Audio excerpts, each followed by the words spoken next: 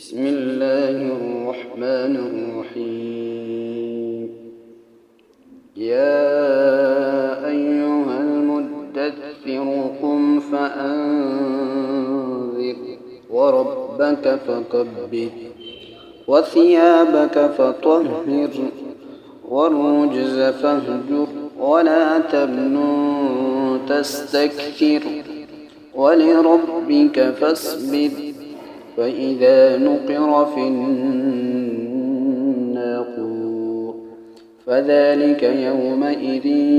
يوم عسير على الكافرين غير يسير. ذرني ومن خلقت وحيدا وجعلت له مالا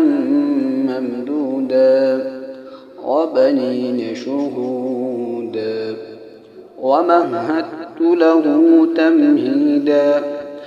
ثم يطمع أن أزيد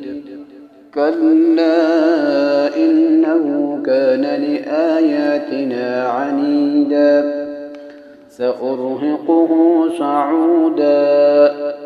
إنه فكر وقدر فقتل كيف قدر ثم قتل كيف قدر ثم نظر ثم عبس وبسر ثم أدبر واستكبر فقال إن هذا إلا سحر يؤثر إن هذا إلا قول البشر سأصليه سقر وما أدراك ما سقر لا تبقي ولا تذر لواحة للبشر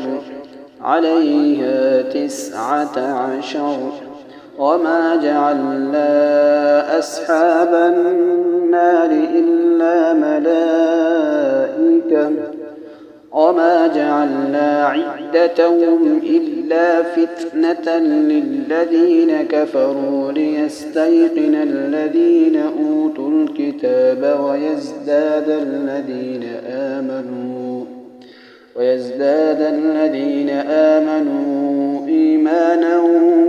ولا يرتاب الذين أوتوا الكتاب والمؤمنون وليقول الذين في قلوبهم مرض والكافرون ماذا أراد الله بهذا مثلا كذلك يضل الله من يشاء ويهدي من يشاء وما يعلم جنود ربك إلا هو وما هي إلا ذكرى للبشر كلا والقمر والليل إذ أدبر والصبح إذا أسفر إنها لإحدى الكبر نذيرا للبشر لمن شاء منكم أن يتقدم أو يتأخر كل نفس بما كسبت رهينة إلا أصحاب اليمين في جنات يتساءلون عن المجرمين ما سلككم في سقر قالوا لم نك من المصلين ولم نك نطعم المسكين وكنا نخوض مع الخائضين وكنا نكذب بيوم الدين